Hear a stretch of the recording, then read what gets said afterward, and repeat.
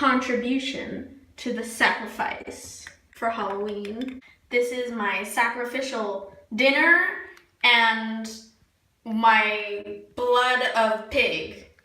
Okay, but seriously, look at this fucking fire. It is so pretty. Hello, I'm in a very uncomfortable position right now, and my camera probably isn't even fucking focusing on my face. And this is my teddy bear, my oldest teddy bear. It used to belong to my aunt back when she was little, and then I stole it from her and she got mad, but bitch, Snuffles is mine. Surprise, bitch, it's James. He's alive. So obviously the setting has changed and I got an uglier candle. One to fit the mood of this spoopy celebration. Holy shit, what the hell is going on with that? I'm probably obviously drunk Harry Potter. Let me relight my candle because I need to be in the Halloween mood, but I'm obviously not right now because I have to read through this bullshit. Being in 6th grade was the year of depression and reading creepypasta fanfiction. Rar means love and dinosaurs. Disgusting. 6th grade was clearly the year of depression and going through my existential crisis before I started my actual existential crisis. My midlife crisis, okay? Every day is a midlife crisis for me. But look at her. Look at how emo this bitch was. I'm not even the same person. I want to burn this bitch, but alas. I was like gaining and losing weight at rapid rates because I was so depressed. I look at this and I'm just, wow. Jesus Christ. And now, look at me, fucking sporting some hot ass shades. Clout gang throws up money in the air, but I don't actually have money, so woo, money. Yikes. What the fuck is this?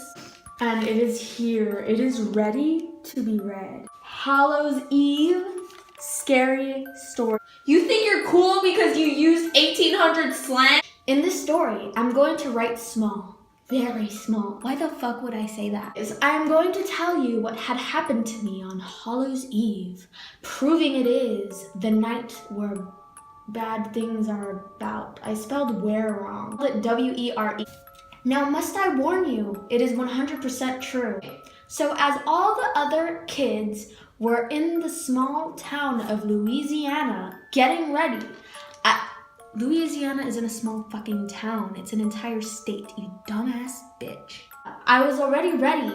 Basket and costume. Red. What? What? I don't even understand her writing.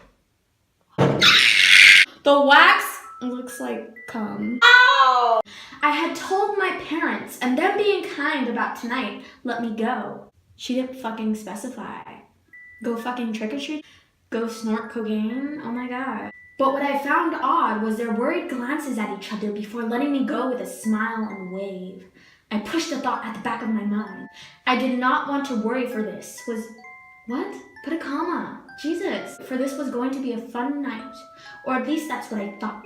As the moon was full, my bag was not. So I just had to get more sweets for the night. I gave a curt nod at my watch. 10:30, my mother said to come by 11, so I had time. That doesn't make any sense. As I walked, my mind began to wander and I couldn't help get lost in my weird thoughts. That is spelt wrong. A large scream was what saved me from falling into a ditch filled with dirty water. I rolled my fingers in a circular motion, calming me down. In a circular motion? Whoa, I should not do that. Circular motion, more like... I sighed as I stared at my reflection in the water. Same. I looked strangely pale. Why? I do not know. I noticed a house in the far back of my vision. It was worn down and a small flickering light bulb was on. Maybe they had candy? I did not know, but it felt as if the house was pulling me towards it. Me being a dumb kid then, still a dumb kid. As I stepped on the first step, it felt as if I was here before, as if I'd lived an entire lifetime there. I breathed in a breath I did not know I was holding. I got myself to finally reach the door before knocking and giving a minimal volume trick-or-treat shout. 1 minute, 2 minutes, 5 minutes. Why the fuck are you waiting 5 minutes for a door to open? Clearly, they're not coming out to give your fat ass candy. I sighed annoyed as I turned my head and started to descend the steps. What made me stop was the sound of the door opening. I turned, slowly, plastering a fake smile on my face, masking the annoyed one. I turned around, but all I saw was an open door. I looked at my watch, 10:42.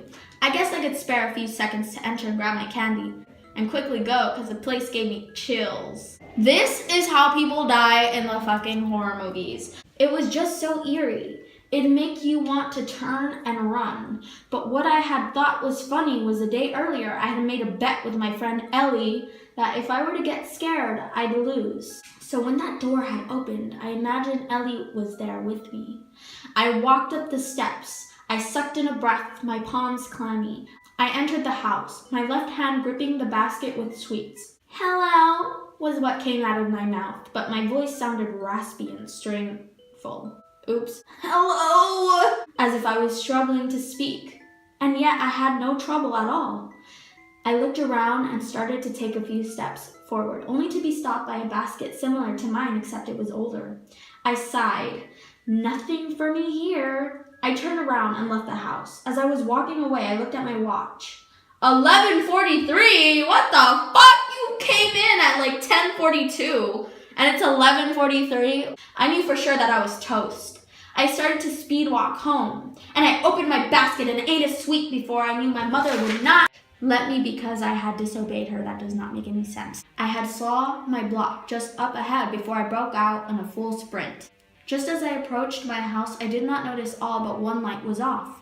I silently crept inside, tiptoeing upstairs to the bathroom. I brushed my teeth and tiptoed to my room. I quickly put on my PJs before turning my lamp off and laying in my bed. My bed was next to a window, so I got a perfect view of the full moon. I lay down, drifting into a nightmare that was not acquainted for.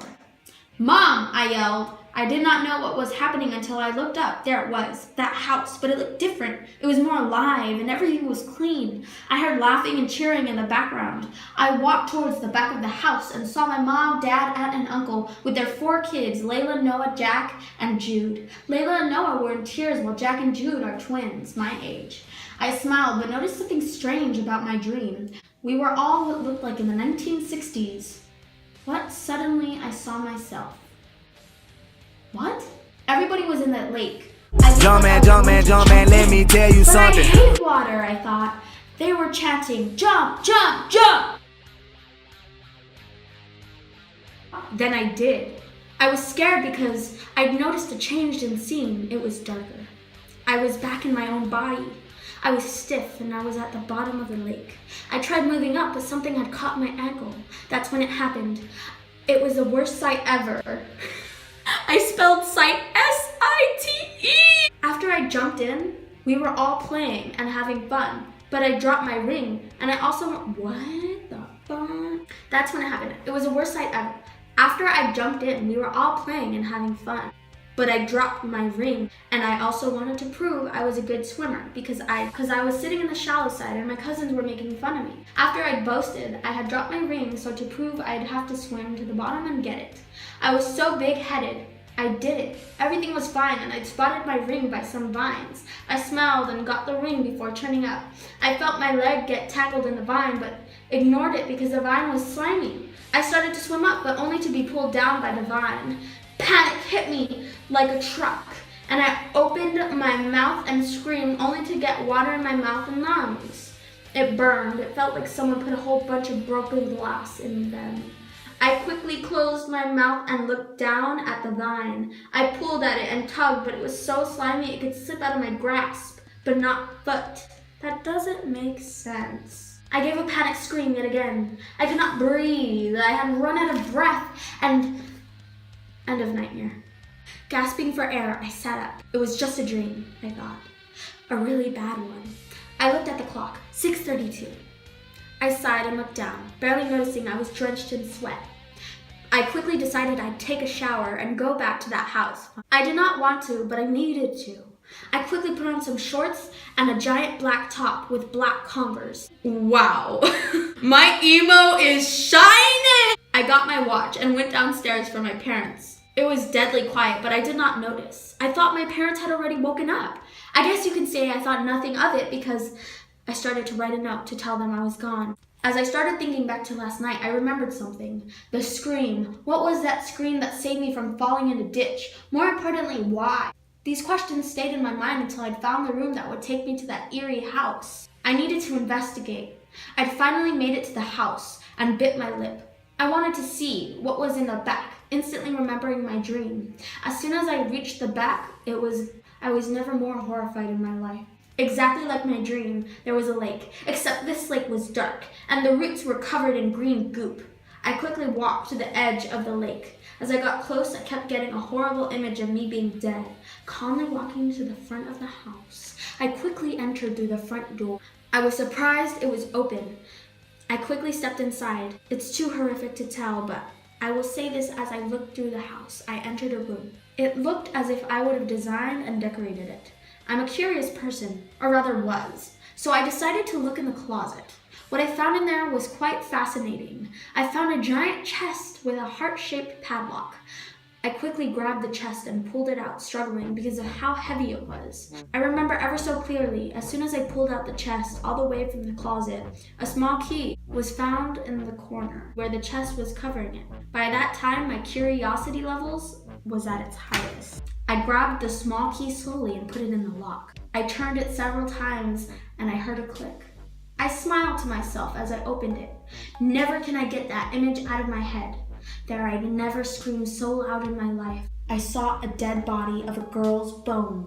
I quickly ran to the bathroom. Tears were streaming down my face. I remember that day. I knew that girl. Bitch, she fucking found bones and she recognizes the girl's bones. For some reason, I just, browned everything out. Quickly passing the room with a brief look, I quickly ran all the way home. As I got home, I went to my room. There they were, my parents, dead, inside the box. What box? The weirdest part? I killed them without even knowing, for this was all a dream. I'm fucking done with myself. The worst part is, I had the audacity to write an author's note. Author's note.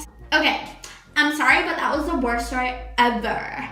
Why? Because I got lazy and finished it off, so it had a sucky ending. Sorry, future Cowie. After that terrible story, I decided I want to get my fortune fucking read. Watch this. Great Aunt Petunia. Was my story good? The answer you seek is one I am glad to tell. Dear child, there is not a hope in hell. Thank you for spreading such kind words, you fucking bitch. Will my channel prosper? The question you acquire is a simple one to predict. The answer is yes, so stop pulling on my stick. Are you lying to me, bitch? Oh shit, I broke it. The answer you seek is one I am glad to tell. What the? Oh my god. I went from putting Petunia's bone down to up, just like all the boys. Make sure to comment, like, and subscribe, I guess. Finally, it's gonna be Halloween! Ooh!